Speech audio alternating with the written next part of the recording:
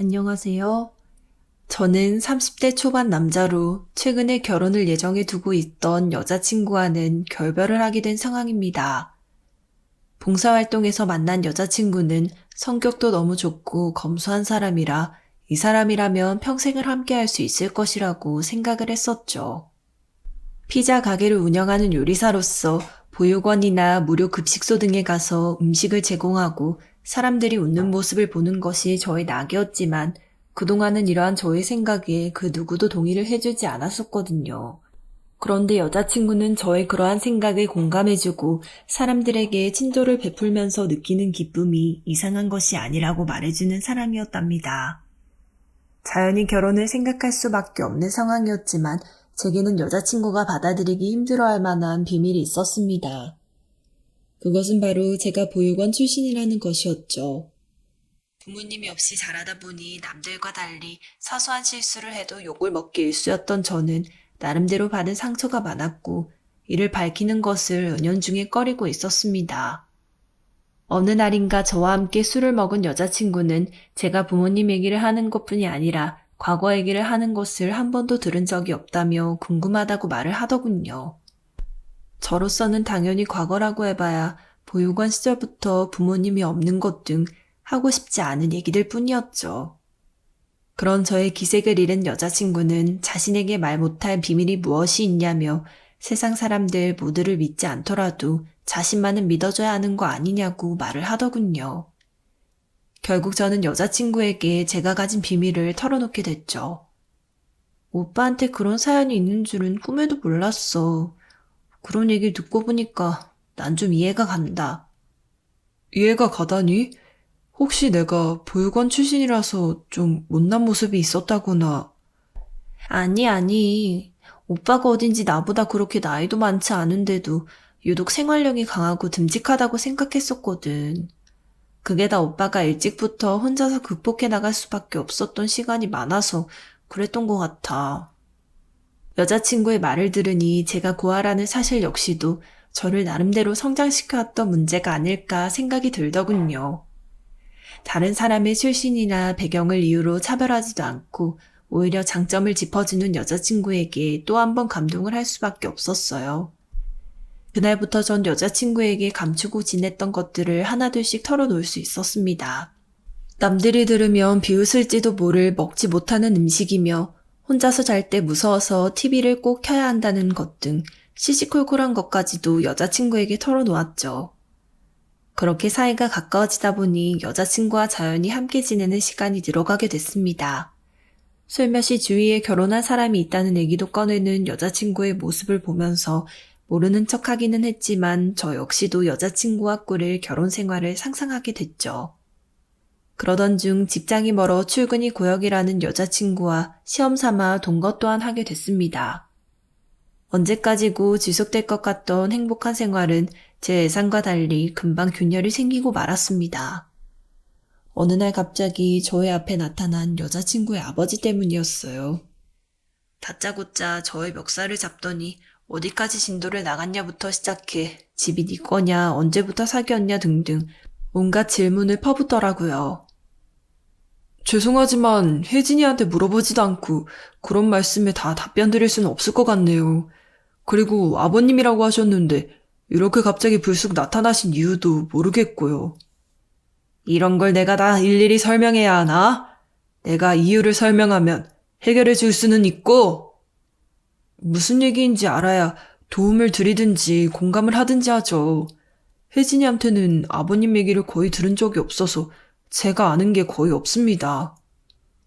여자친구의 아버지는 하나뿐인 딸이라 애지중지 키웠으며 자신이 정말로 인정할 수 있을 정도로 집안 좋고 재력 있는 사람에게 시집을 보낼 수 있다는 얘기를 다짜고짜 하더라고요. 딸을 자신의 소유물처럼 여기는 그 태도가 어이없었지만 여자친구에게 물어 확인을 해보니 아버지라는 것은 틀림없는 사실이었습니다. 나도 너한테 내 사연 다 털어놓았잖아. 너도 나한테 못할 말 없으니까 편하게 해줬으면 좋겠어. 그러자 여자친구는 자신의 기구한 사연을 털어놓았습니다. 여자친구는 어릴 적부터 자신을 혼자 키운 아버지가 늘 도박과 술자리를 전전하면서 돈을 탕진해대는 한량이었다고 하였습니다. 부잣집의 도련님으로 돈이 많은 사람이었지만 지금에 와서는 모든 재산을 탕진하고 오히려 빚이 쌓여있는 상황이라는 얘기 또한 들을 수 있었죠. 고모분들 얘기 들어보니까 아빠가 처음부터 막 나갔던 사람은 아니래. 그냥 엄마가 다 낳다가 돌아가시는 바람에 그날부터 사람이 좀 많이 엇나갔다라고만 알고 있어. 아버님 사연도 딱하시긴 한데 그렇다고 딸을 소유물처럼 여기고 좋은 집안에 시집 보내겠다는 식으로 말하면 안 되지. 아빠, 정말 미안해. 나도 아빠가 잘못된 사람이라는 거 아는데 나 혼자서 키운다고 고생해왔던 것도 잘 아는 사실이거든. 그래도 나 오빠가 정말 괜찮은 사람이라고 잘 설명해 놨으니까 인정받으려고 조금만 노력해주면 안 될까? 그런 사람도 아버지라고 버리지 못하고 인정받으려고 하는 여자친구의 모습이 안타까웠습니다. 하지만 부모가 없는 저로서는 그런 심정을 온전히 이해할 수 없었기에 여자친구의 말대로 아버님에게 인정받으려 노력해야겠다 결심을 하게 됐죠. 물론 그것은 쉬운 일은 아니었습니다. 금전적으로 제가 여자친구를 책임질 수 있을 정도가 되겠냐며 돈을 얼마나 버는지 재산은 어느 정도 있는지 끊임없이 파악하려 들었죠. 사람을 잘 믿지 않아 여자친구에게도 재산에 대한 내역은 공개를 하고 있지 않았던 상황이었기에 이런 여자친구의 아버지의 태도가 불쾌하기 짝이 없었죠. 서글픈 것은 언제까지고 저의 편이 되어줄 것이라 여겼었던 여자친구와도 아버님으로 인해 점점 갈등이 생기기 시작했다는 것이었습니다. 오빠, 아빠한테 재산 얼마 있다고 말하고 얼마 번다 말하는 게 그렇게 힘들어? 내가 우리 사이 당당하게 인정받고 싶다고 분명 말했었잖아. 이러면 오히려 아빠가 인정하기는커녕 뭔가 떳떳하지 않은 게 있나 싶어서 더 반대한다니까?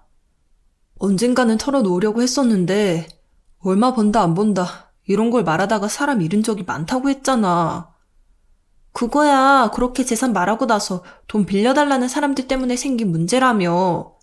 빌려놓고도 안 갚는 사람들도 있었고 오빠 설마 내가 그럴 거라고 생각하는 건 아니지? 당연히 너야 안 그럴 거라고 생각한다만 아버님까지도 그럴지는 모르겠어서. 그래도 내가 너 먹여 살리고 책임질 자신은 있으니까 그걸로 그냥 설득해 보려고. 우리만 떳떳하면 되는 문제 아니겠어? 미안하지만 이렇게까지 오빠가 숨기려고 들면 나는 더 믿기가 어려워져.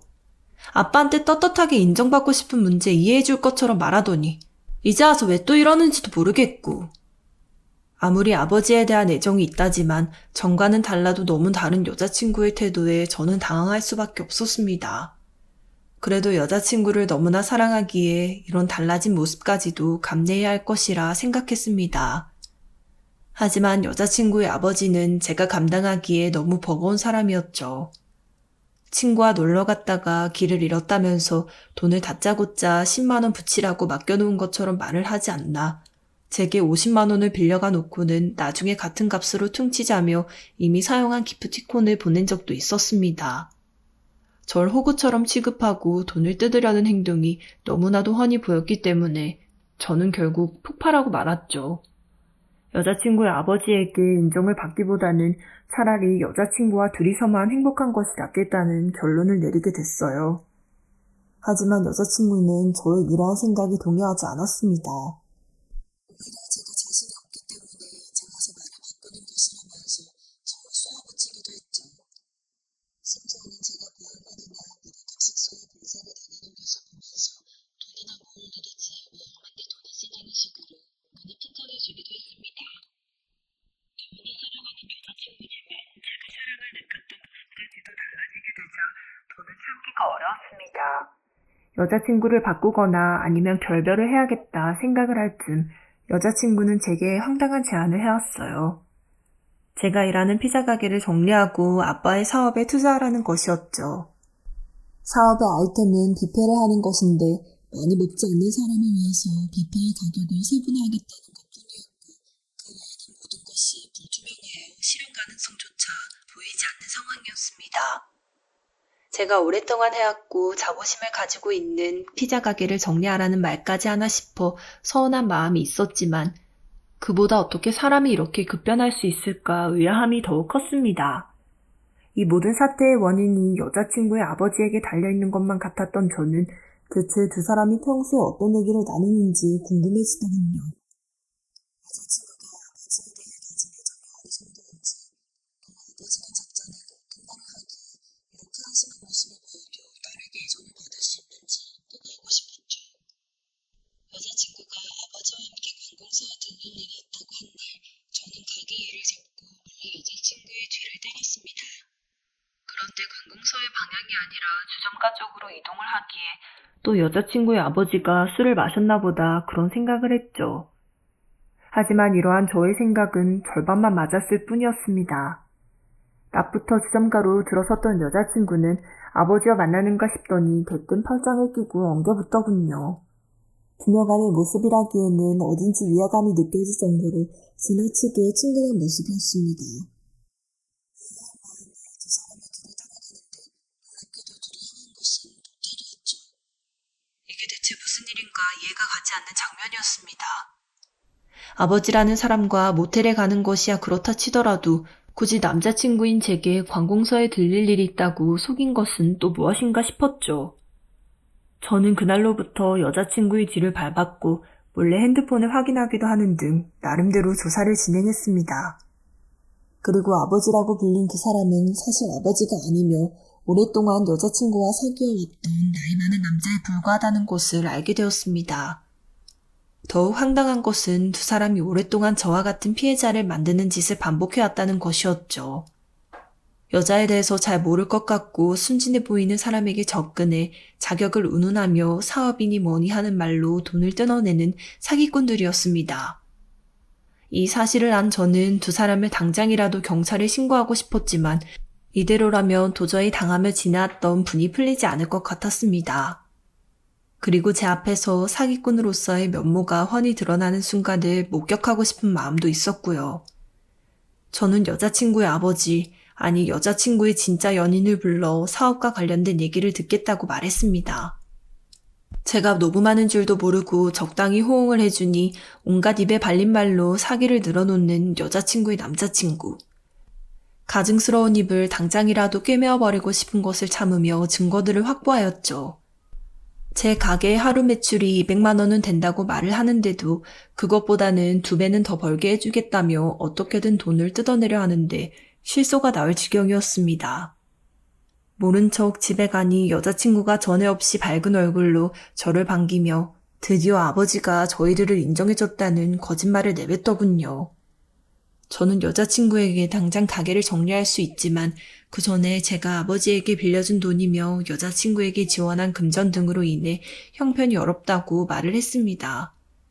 빌려준 돈을 제대로 받지 못한 상황이라 가게를 정리하는 과정에서도 차질이 있다고 말을 하자 얼마 지나지 않아서 여자친구의 아버지로 위장한 사기꾼에게 연락이 왔죠. 형편이 힘들긴 하지만 빌려준 돈을 갚는 것이 당연하니 돈을 이틀 내로 장만해주겠다고 말을 하더군요. 그동안은 제가 은근히 돈을 필요한 티를 내도 빌려준 돈에 대해서는 이런 방구조차 하지 않았던 사람이 이렇게까지 태도를 뒤집나 싶어 웃음이 나왔습니다. 저는 약속한 돈을 이틀 뒤에 돌려받을 수 있었습니다. 사기꾼 커플에게 줬던 돈 대부분을 받아내고 나니 이제 때가 무르익었다 싶더군요. 두 사람을 불러서 가게를 정리할 일은 없을 거라고 말을 했죠. 생각해보니까 피자 가게 정리하고 사업하는 건 좀 무리가 있을 것 같았어요. 소규모로 투자하고 시작을 하고 싶은데 그러면 안 될까요? 그게 지금 무슨 소리야? 오빠가 가게 정리한다고 해서 지금 단계를 쭉쭉 진행하고 있었는데 이제 와서 발 빼면 손해가 막심한데 그거 다 책임질 거야? 너 나랑 처음 사귈 때만 해도 이렇게 말하는 사람 아니었잖아. 그새 무슨 일이 있었길래 사람이 이렇게 변했냐? 아빠랑 얘기 다 끝났는데 말을 바꾸는 게 어디 있어. 이렇게 아빠 앞에서 나 창피 주고도 결혼하고 싶다 뭐다 말을 하는 거야? 이봐 김서방, 내가 자네 요즘 인정하는 이유가 남자다워서 그런 거야. 지금이라도 늦지 않으니까 마음 돌리는 게 어떤가? 죄송하지만 저는 마음 바꿀 생각이 없네요. 이 자식이, 너 이런 식으로 발 빼면 계약 위반인 거 알지? 구두 계약도 계약이고 내가 녹음해서 다 증거도 갖고 있어. 손해배상 1억 원 청구받고 정신 차릴래? 아니면 좋게 말할 때 돈 내놓을래? 오빠, 괜히 돈 잃고 후회하지 말고 좋게 좋게 가자. 이런 식으로 다른 사람들한테도 사기쳤냐? 니들 진짜 겁없는 인간들이구나. 뭐? 오빠 지금 뭐라고 했어? 사기꾼? 아빠랑 나 싸잡아서 사기꾼 취급한 거야, 지금? 녹음은 니들만 한 게 아니라 나도 했어. 그리고 아빠? 너는 아빠랑 얼마나 친해야 같이 모텔도 가고 그러냐? 제 말이 끝나기가 무섭게 여자친구의 아버지를 자청하던 사기꾼 남자는 그 자리에서 도주를 했습니다. 여자친구는 자리에 털썩 주저앉아 몸을 사시나무 떨듯 떨 뿐이었죠.